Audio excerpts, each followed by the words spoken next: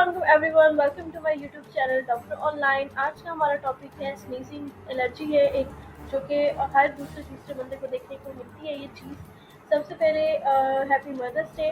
और मेरी इस वीडियो को कुछ एंड तक देखेंगे। अगर आप मेरे चैनल पर न्यू है तो सब्सक्राइब करें।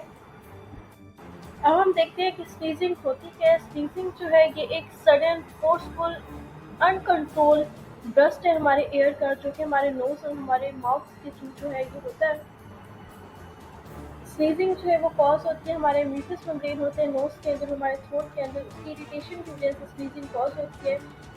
उसके अलावा ये एक रेयर सिम्टम है सीरियस प्रॉब्लम का। स्नीजिंग जो है वो एलर्जी की वजह से होती है। वो एलर्जी है फीवर की वजह से भी हो सकती है, मोल्ड, डस्ट की वजह से भी हो सकती है। ब्रीथिंग जो है वो कॉर्टिकोस्टेरॉइड्स के लिए हम नेजल स्प्रेस देते हैं, नोज स्प्रेस, जिससे जो है वो ब्रीदिंग जो है वो बहाल हो सके। अगर आप नोटिस कर रहे हैं कि आपको फ्रिक्वेंटली जो है वो स्नीज हो रहा है, तो कि आपको एक एलर्जी है, जो कि अनअवेयर इन्फ्लेमेशन है नेजल कैविटी की, जिसको हम क्रोनिक रेनाइटिस कहते हैं। अब हम इसके कॉजेस देखते हैं।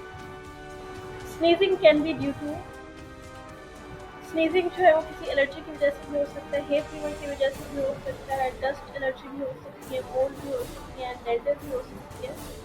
अक्सर ऐसा होता है कि स्नीजिंग के दौरान में ब्रीदिंग प्रॉब्लम हो जाती है, तो ब्रीदिंग के लिए लोग कॉर्टिकोस्टेरॉइड्स का इस्तेमाल करते हैं। सर्टेन नेजल स्प्रे होते हैं, उनके यूज से भी एलर्जी आगे फर्दर हो सकती है। कॉमन कोल्ड और फ्लू, ड्रग विड्रॉल, ट्रिगर्स जैसा कि dust, air pollution, dry air, spicy food, strong emotion, certain medicine and powders, इन चीज़ों के इनटेक की वजह से भी स्नीजिंग हो सकती है।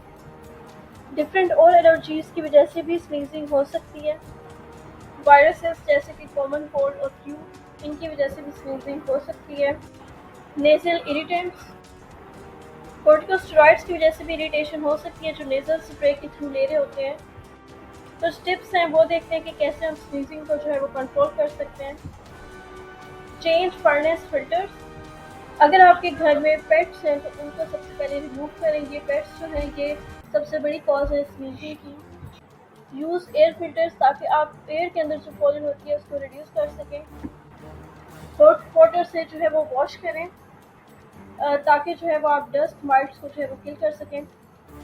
स्नीजिंग जो कि एलर्जी की वजह से नहीं होती है, वो डिसअपेयर हो जाएगी जब इलनेस की सिम्टम्स जो है वो ज़ाहिर होने लग जाएंगे, या फिर जो उसकी इलनेस की जो भी कॉज है वो ट्रीट हो जाएगी। अब हम देखते हैं इसके ट्रीटमेंट।